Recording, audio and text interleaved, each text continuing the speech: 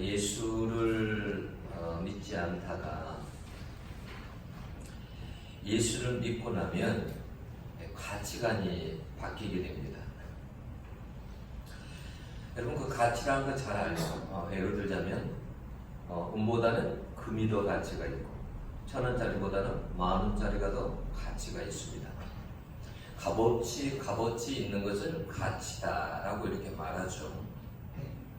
예수 믿고 나면 내가 소중하게 여기는 이러한 것들이 달라집니다.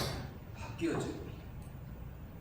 우리가 성경에 보면 베드로 보면 베드로는 고기 잡는 어부였습니다.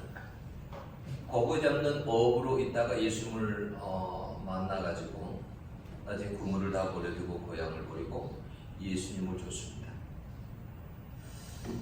늘 고기 잡기를 하고 살아가야 될 사람이 나중에 사람 낚는 어부가 됩니다. 가치가 바뀐 거죠. 여러분 바울도 빌립보서에서 보면 예수를 알고 난 뒤에 예수를 알고 나니까 예수를 아는 지식보다 더 귀한 것이 이 세상에 없더라는 거예요. 그래서 자기가 가진 모든 것들을 다 배선물처럼 여깁니다. 예수를 알고 나니까 다른 것이 그렇게 가치 있게 느껴지지 않더라는 거예요. 그래서 예수 믿는 사람들이 이것이 항상 간증이고 고백이죠. 예수보다 더 귀한 것이 없다. 주 예수보다 더 귀한 것은 없네. 예수밖에는 없네. 우리 찬양 좋아하죠. 만약에 우리가 예수를 믿었는데도 가치관이 바뀌지 않았다면 여러분 그것은 신앙생활을 잘못하고 있다라는 증거예요.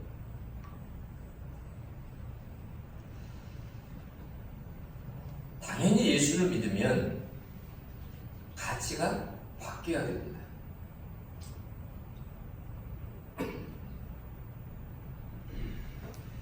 최은영 상담학 교수가 쓴 성장이라는 책이 있어요.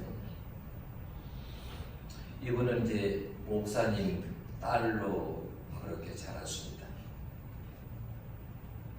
근데 항상 어릴 적에 뭐냐면 자기에게 있어서 가장 큰 가치는 뭐였냐면 1등 하는 것이죠.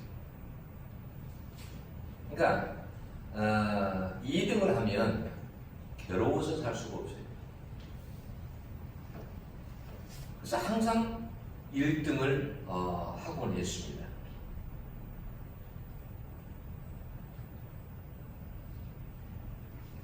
(1등을) 하지 못하면 견디기 어렵고 두려움과 강박에 사로잡혀서 그렇게 살았어요. 그래서 자기 자신은 어른이 되어서도 항상 최고가 돼야 된다. 여러분 최고가 되려고 하니까 얼마나 바쁘고 분주하겠어요. 쉬는 날이 없는 거예요. 마음에도 힘이 없는 거예요.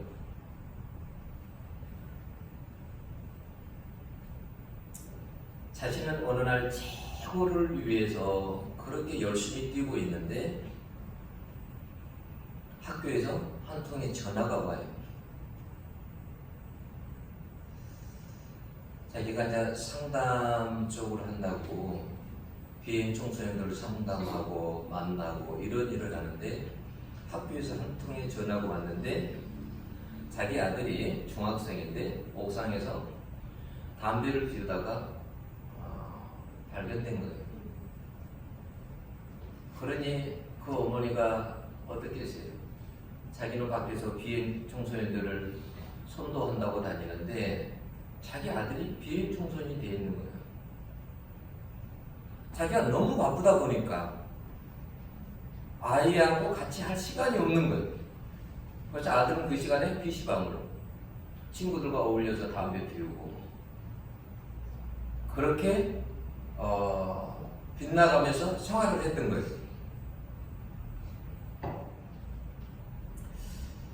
자기가 그 사건을 통해서 내가 왜 이렇게 되었을까라는 것을 가만히 생각해 봤습니다. 그럴 때 뭐냐면 어릴 적에 어머니가 공부를 못한 것이 한이 돼가지고 항상 자기에게 뭐라고 했냐면 공부를 잘해라. 너는 공부를 잘해야 된다. 더 많이 배워야 된다. 그것을 자꾸 자기에게 심어준 거예요. 그래서 자기 마음 가운데 공부를 잘하는 것이 그것이 뭐냐면 가장 큰 가치가 된 거예요. 아, 나는 공부를 잘해야 돼. 그래야 어머니를 기쁘게 해드릴 수 있겠구나.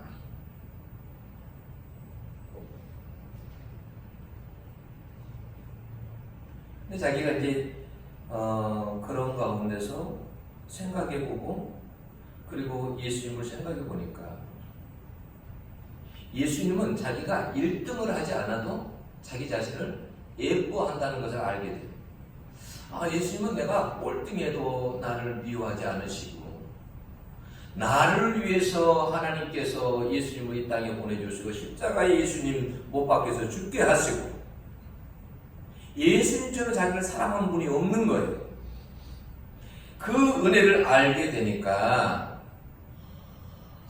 자기가 그렇게 최고가 돼야 된다는 이것이 그렇게 귀하지 않게 돼요. 그 가치를 내려놓게 돼요. 어느 날 아버지에게 갔는데 아버지가 파킨슨병에 걸려 있습니다. 근육이 막 마비되고 그래서 목소리조차 낼 수 없는 상황인데 그 아버지가 죽어가는 상황인데 아버지가 물어봤어요.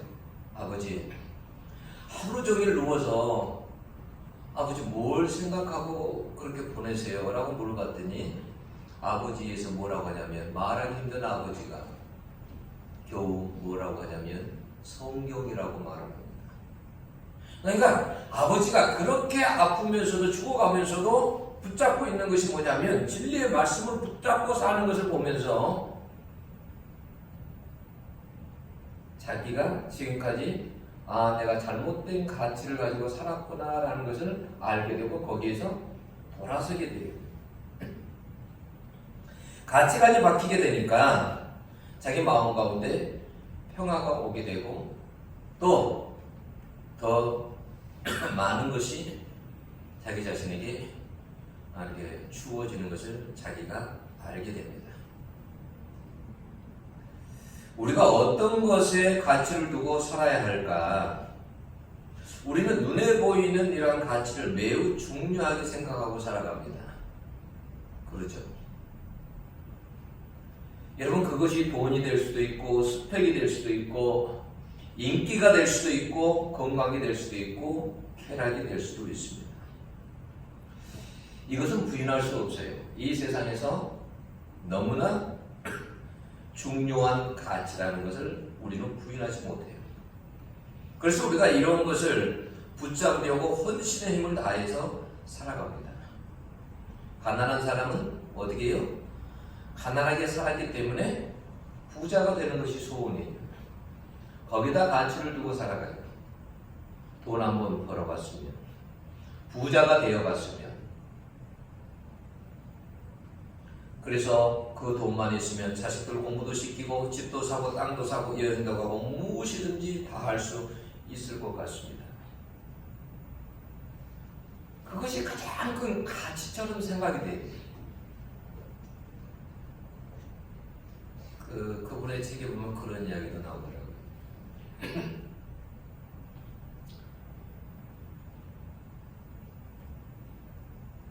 이제 그 청소년들 상담하면서 어느 그 학생을 알게 됐는데 그 학생의 아버지는 중동의 근로자로 일을 나가고 어머니는 밖에 나가서 일을 하시는데 아침 8시에서 9시에 나가면 새벽에 들어오십니다. 그러니까 이 집의 가치는 뭐예요? 돈이 가치인 거예요. 근데 이 아이는 저녁에 잠을 자다가 12시 정도 눈을 떠서 보면 집에가 아무도 없는 거예요. 너무 무서운 거예요. 공포스럽고. 그런 무서운 가운데, 애로운 가운데 잠을 자는 거예요. 그러다가 이 아이가 너무 애로우니까 남자친구를 알게 돼요. 그러다가 그 남자친구하고 성관계를 갖게 돼요. 돈은 얻었지만 더 소중한 것을 잃어버린 거예요. 여러분, 그런 가정들 많아요. 부부가 맞벌이 하면서 살아가는 가정들 보면 자녀들이 탈선하는 경우가 굉장히 많아요. 이것이 중요하다고 생각을 했는데 나중에 보면 더 소중한 것을 놓쳐버릴 때가 있어요.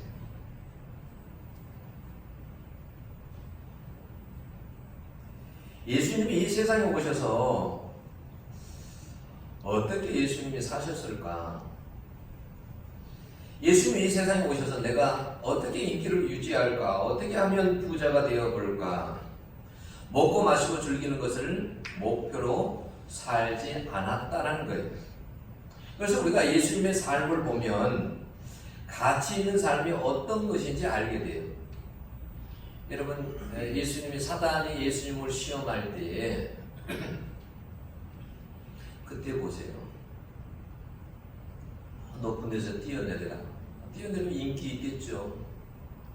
그렇죠? 천하만국을 내게 주겠다 경배하며 모든 걸 다 주겠다는 거 아니에요. 돌이 떡덩이가 되게 하라. 먹는 거 아닙니까? 그게 다 세상적인 가치들이죠.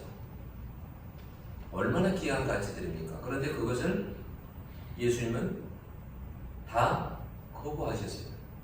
그리고 예수님께서 이 땅에 오셔서 하신 일이 뭘까요? 이 땅에 오셔서 하나님 나라에 대해서 가르치고 병든 이들을 치료하고 가난한 이들과 함께하며 그들에게 복음을 전파하셨습니다. 그러면서 예수님은 우리에게 가르치기를 뭐라고 했냐면 예수께서 가라사대 내 마음을 다하고 목숨을 다하고 뜻을 다하여 주 너희 하나님을 사랑하라. 이것이 크고 첫째 되는 계명이요 그랬습니다. 그러니까 뭐냐면 하나님 사랑하는 것이 가장 큰 가치라는 거예요. 하나님을 사랑하는 것이. 여러분, 이 세상에는 가치 없는 것들이 없습니다. 나름대로 다 가치가 있어요. 돌멩이 하나도 가치가 있고요. 들의 풀 한 포기도 가치가 있어요. 그러나 여러분, 더 소중한 가치가 있어요.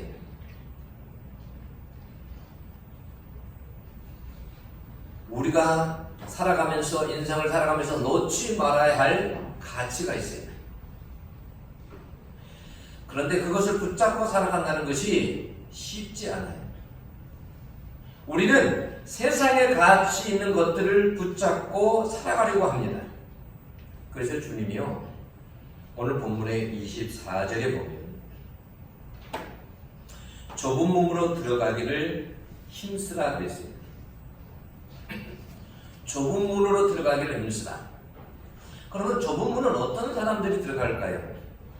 주님의 가치를 붙잡고 살아가는 사람들이 좁은 문을 걸어가는 사람들이에요. 이 땅에서 주님의 가치를 붙잡고 살아가는 사람들이 그렇게 많지 않다라는 거예요.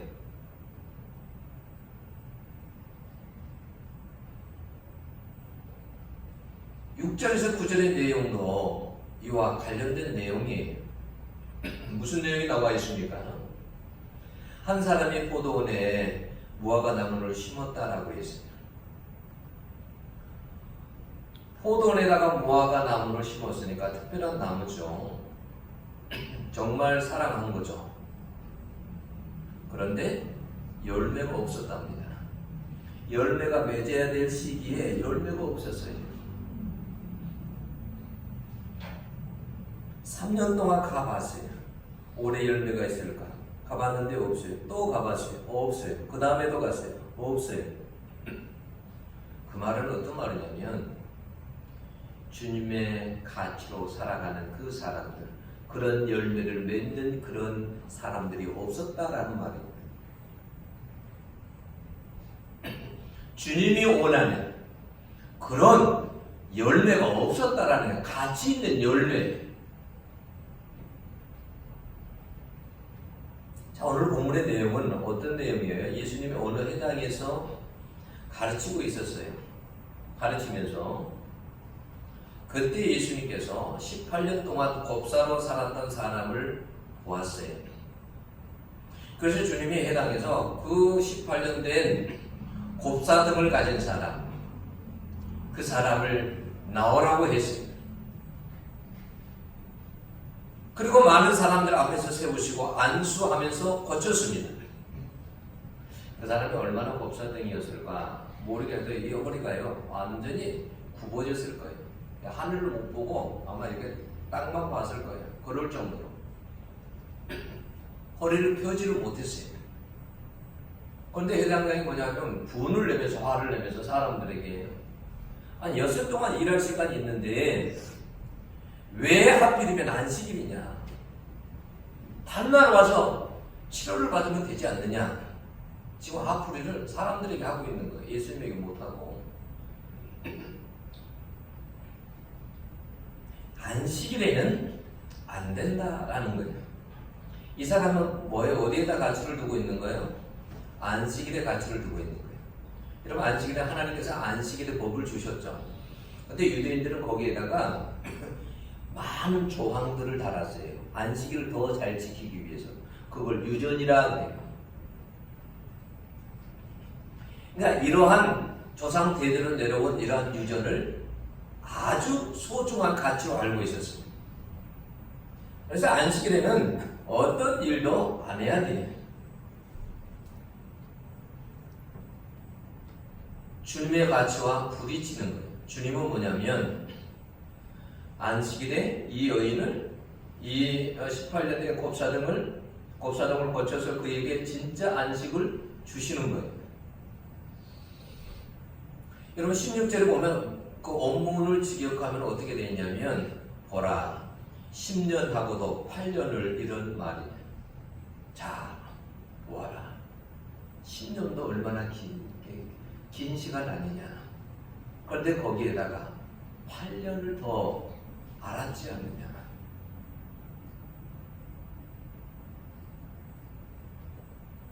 그러니까 긴 시간을 고통 속에 산 그 여인을 주님은 불쌍히 여기신 거예요. 사단에게 매여서 꼼짝 못하고 땅만 보고 사는 이 여인, 허리 한번 펴지 못한 이 불쌍한 여인을 자유하게 해주고 싶었던 거예요. 그 병에서 해방되게 해주고 싶었던 거예요. 여러분 진짜 안식이 뭐예요? 이 사람이 안식일이라고 해가지고 안식일날 해당에 나왔다고 해서도 안식일이라고 해서 이 곱사등을 가지고 진짜 안식이 그 마음 가운데 여러분 있겠어요? 없는 거죠. 이 사람이 언제 안식을 누리냐면요, 예수님이 딱 고쳤어요. 그랬더니 즉시로 허리가 펴졌어요. 그러고 나서 이 사람이 하나님께 영광을 돌렸다고 해서 하나님을 찬양했대요.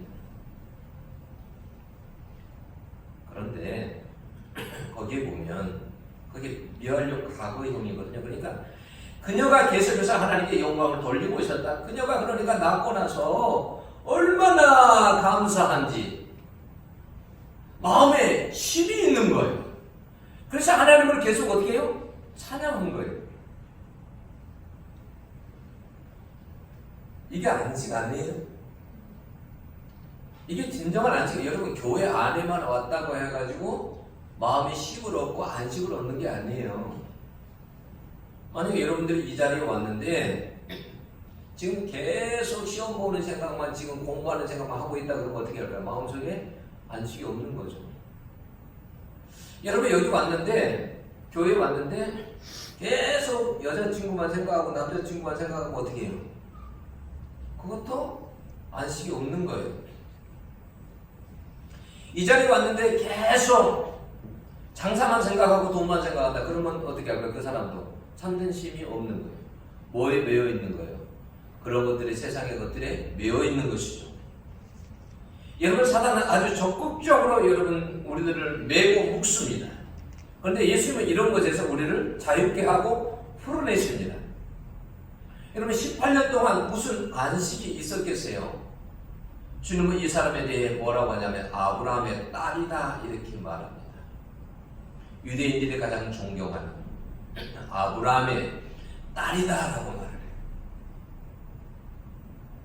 우리가 왜 귀해요? 하나님의 자녀이니까. 그래서 어떤 사람이라도 다 귀한 거예요. 공부를 잘하건 못하건 못생겼건 키가 작건 뚱뚱하건 상관없어요.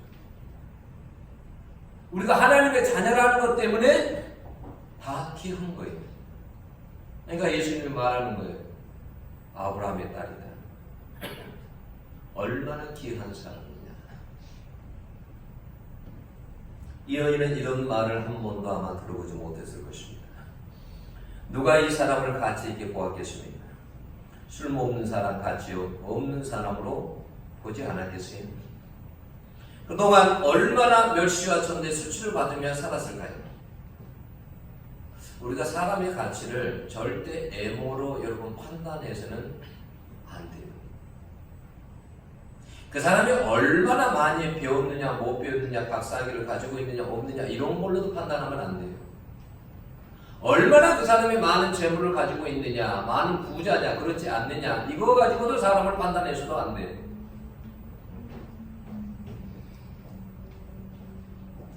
근데 사람들은 어떻게 해요? 예물을 보고 사람을 판단합니다. 저 사람이 귀한 사람, 귀하지 않는 사람.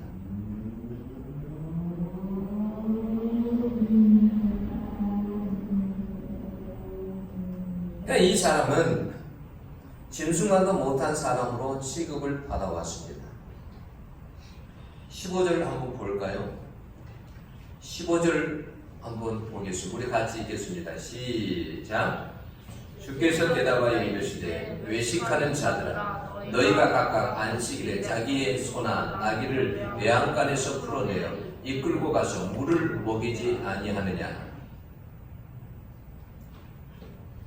여러분 무슨 말이에요? 주님은 그러는 거예요. 예수님이 하신 일에 대해서 반대하는 사람들에 대해서 위선자들아, 이 외식하는 자들아라고 하면서 너희들은 안식일이 되었을 때에 너희들이 가지고 있는 소나 낙이나 이런 것들은 안식일에 풀어가지고도 가서 물을 먹이지 않느냐. 이 18년 된 이 고부라진 이 곱사는 18년 동안 신 적이 없다 마음에. 근데 너희들은 소나 나귀가 하루만 물을 먹지 않아도 풀어서 밖에 데리고 가서 물을 먹이지 않느냐. 여러분 킹제임스 버전 같은 경우는 영어로 away to라고 번역했어요. NIV는 out of to라고 그렇게 번역했어요. 그러니까 뭐냐면 소나 나귀를 살리기 위해서 그들이 안식의 조항을 만들 때 소나 나귀는 어느 정도에 가가지고 물을 먹여야 된다 이런 조항을 만들었겠죠? 소나 나귀를 살리기 위해서. 그래서 가까운 곳도 아니고 좀 떨어진 곳에 가서 물을 먹였단 말이에요.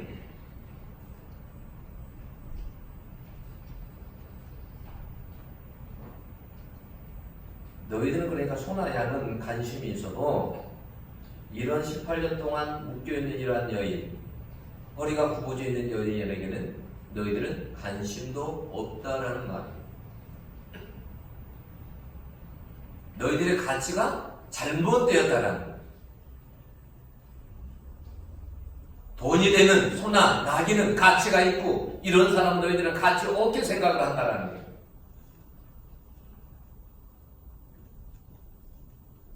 가치관이 잘못된 거예요. 그게 주님이요.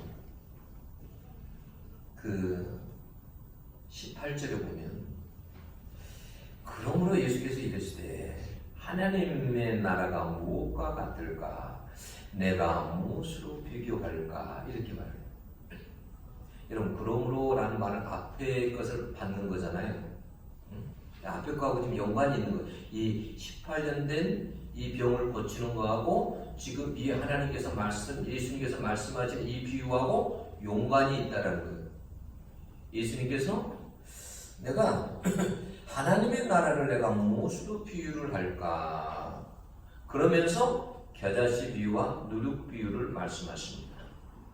겨자씨 비유는 겨자씨가 너무 적어가지고요, 깨보다도 더 적어요. 눈에 잘 안 보이는 거예요. 볼품 없는 거예요. 누룩도 마찬가지. 그런데 그 겨자씨가 땅에 심으면 나중에 어떻게 돼요? 큰 나무가 된다라는 거예요. 누룩도, 적은 누룩도 나중에 그 반죽한 그 속에 들어가면 크게 부풀어진다는 거예요. 부풀게 한다는 거예요. 그러니까 하나님 나라가 어떤 것인가에 대해서 말씀하고 있고, 우리가 하나님 나라를 위해서 산다는 것이 어떤 것인가를 이야기해 주는 거예요.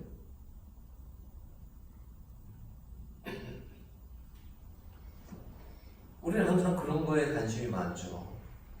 어떤 큰 거, 이런 작은 것은 관심도 없어요. 겨자씨, 볼품 없는 거, 이런 거 관심 없어요.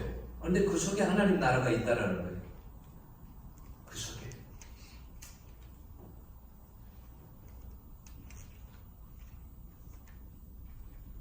여러분, 가치 있는 것들이 그래서 멀리 있는 것이 아니라 우리 가까이 있는 경우가 참 많아요.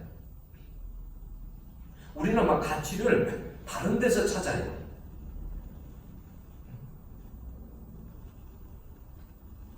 그런데 그 가치가 가까이 있는 경우가 많아요. 그 다일 공동체 최일도 목사님 잘 아시죠? 그 이분이 노숙자들에게 한 20년 가까이 무료로 지금 밥을 해주고 있죠.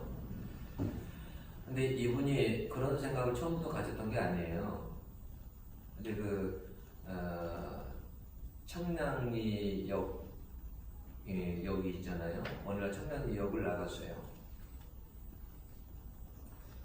그래서 그 역에 나가가지고 이제 기차를 타고 가려고 하는데, 춘천행 기차를 타려고 하는데 그때에 자신 앞에서 그 청량리 광장에 어떤 할아버지가 쓰러져 있는 것을 보게 됐어요. 그래서 이 최일도 목사님은 그냥 지나갔어요. 누군가가 이 할아버지를 돌보겠지, 또 할아버지 조금 있으면 일어나겠지. 근데 자기가 춘천을 갔다가 왔는데 그 할아버지가 그 자리 그대로 있는 거예요. 그래서 깜짝 놀랐어요. 아니, 이렇게 긴 시간 동안 할아버지 아무도 누가 돌보지 않았다는 말이야? 깜짝 놀랐어요. 근데 그때 그 사람을 보고 있는데 하나님의 음성이 들렸어요. 언제까지 나를 차가운 길바닥에 눕혀 놓을 테냐? 라는 그런 음성을 들었어요. 원래 이 목사님은 독일로 유학을 가가지고 큰 교회 다닌 목사나 아니면 다른 교수가 되려고 생각했던 사람인데, 주님의 그 음성을 듣고 그리고 완전히 그 다음부터 바뀌게 됐어요. 그래서 뭐냐면 그 사람을 먹이기 위해서 버너와 커피를 준비해가지고 광장에서 라면을 끓이기 시작했어요. 그러자 사람들이 40여 명이 몰려오기 시작했어요. 그래서 그 사람들을 먹이기 시작한 게 지금의 다일 공동체가 된 거예요. 지금은 매월 1만 원씩 후원하는 사람들도 한 5,800여 명이 있다고 그러죠. 그래서 다일 천사병원도 세웠습니다. 그 가난한 사람들은 병원에 갈 수가 없으니까. 그래서 후원자들이 후원한 걸 가지고 가난한 사람들을 치료하는 거죠. 자, 최일도 목사님은 가치를 처음에 어디다 뒀어요? 내가 독일로 공부하러 가가지고 내가 큰 교회 목사가 되거나 내가 교수가 돼야 되겠다, 이런 가치를 두었어요.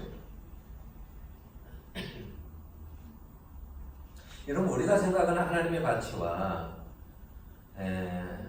이게 하나님이 생각하는 그 가치가 여러분 다릅니다. 나는 이런 것에 가치를 두고 살아요. 근데 하나님은 우리와 다를 수 있다는 거예요. 너가 생각하는 그 가치, 나는 너가 생각하는 그 가치가 나는 그렇게 가치 있다고 생각하지 않나.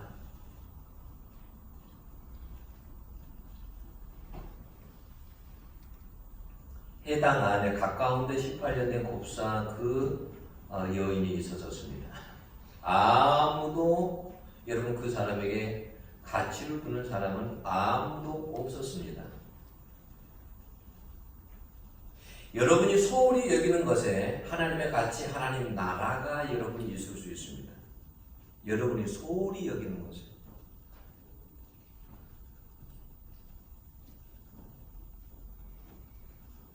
왜 내가 그런 걸 보지 못할까?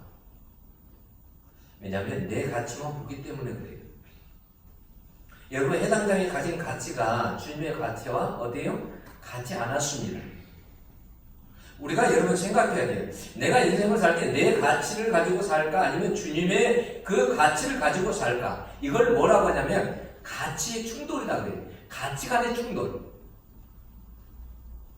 그래서 문규 선생님이, 집사님이 예를 들자면 이번에 여행으로 부모님을 모시고 해외를 가세요. 부모님이 얼마나 기뻐하는지 부모님이 너무 기뻐했대요. 이 맞으니까 얼마나 좋아요. 그죠? 그냥 부모님도 그래 한 번 외국에 나가봤으면 하는 마음이 있는 거고, 자식도 한 번 더 부모님 외국에 안 모시고 갔으니까 한 번 모시고 가봐야지. 가치가 맞은 거죠? 근데 여러분 가치가 안 맞을 때도 있습니다. 자, 예를 들어서 오늘 명절이에요. 그런데 시골에 있는 저 나이 든 부모가 자식이 뭐라고 하냐면 전화를 했어요. 서울에 있는 자녀에게. 이번에 너희들 내려올 거지? 죄송합니다. 아버님, 어머니. 이번에 저희 가족이 좀 해외로 여행을 좀 가기로 했습니다. 그럼 여러분 그 부모의 가치는 뭐냐면 그 부모의 가치는 지금 자식을 보는 거예요. 그죠? 그런데 자녀의 가치는 지금 뭐예요? 부모를 보는 것보다는 해외 여행 가는 거예요. 그러면 이제 부모는 섭섭할 수 있죠. 친구들끼리 여행 가. 이제 가치 충돌이 일어나는 거예요. 이런 곳곳에서 가치 충돌이 일어나죠. 요즘 새로운 세대들과 나이 든 세대들은 서로 다른 거예요. 자기들이 소중한 것이 다른 거예요. 그래서 자꾸 부딪히는 거예요. 그래서 가치 충돌이라고 해요.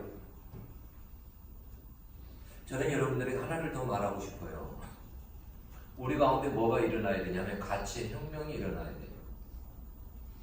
예수를 만나면 완전히 바뀝니다. 여러분 30도로 바뀌는 것이 아니고 60도로 바뀌는 것이 아니에요.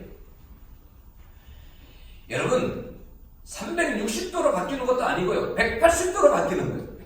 완전히 반대로 바뀌는 거예요. 그래서 성경에 보면 예수 만난 사람들은 가치가 다 달라요. 가치관이 달라요. 우리는 다른 가치를 가지고 살아가야 돼요. 사람들은 땅만 볼 때 우리는 하늘을 봅니다. 사람들은 무상에 잡혀 살 때 우리는 예수 그리스도를 바라봅니다. 가치가 달라요. 17절에 보면 반대하는 사람들은 공동 번역에 그랬어요. 망신을 당했다라고 했어요. 여러분 만약에 세상적인 그런 가치를 가지고 산다. 그러면 그 사람들은 망신을 당할 수밖에 없어요. 그러나 우리는 훌륭한 일을 보고 기뻐했다라고 했어요. 어떻게 하면 우리가 훌륭하게 살 수 있을까? 그건 뭐냐면 주님의 가치를 가지고 사는 거예요. 주님이 오늘 말씀 속에서 그 뒤에 좁은문까지 이야기하시잖아요. 연결해서. 그럼 연결하면 어떤 말이 되냐면 너희들 이 세상에 살 때 내 가치를 가지고 사는 것이 좁은 문을 걸어가는 거야. 근데 만약에 너희들이 그 내 가치를 가지고 살지 않고 세상의 가치를 가지고 산다면 너희들은 하나님 나라에 들어올 수 없어. 이런 거나 이런 거 똑같은 거예요. 여러분 하나님의 나라의 가치를 가지고 살아가기를 축원합니다. 이제 최근영 교수님의 고백이에요. 자기가 그 어머니가 이제 유명 대학에서 그러니까 서울대학교 이런 데서 교수가 되기를 그렇게 바랬대요. 어머니는 거기에 가치를 두고 사시는 거예요. 자기가 이제 예수님을 알고 예수님의 가치를 예수님의 가치가 뭐다라는 걸 아니까 모든 걸 다 내려놓게 됩니다. 나중에 그 이제 자기 자식이 비행 청소년처럼 그렇게 되니까 자기 일도 다 내려놔요. 교수도 다 내려놔요. 그리고 나중에 자식하고 관계가 다 되고 난 다음에 또 이제 그 비행 청소년들을 상담하고 이름 없는 그런 대학교에서 강의를 합니다. 그런데 자기 삶이 그렇게 편하고 행복하더래요. 주님의 내 가치가 아니라 내 가치를 내려놓고 주님의 가치를 따르니까 그렇게 마음이 편하고 행복하더래요. 마음이 쉼이 오더래요.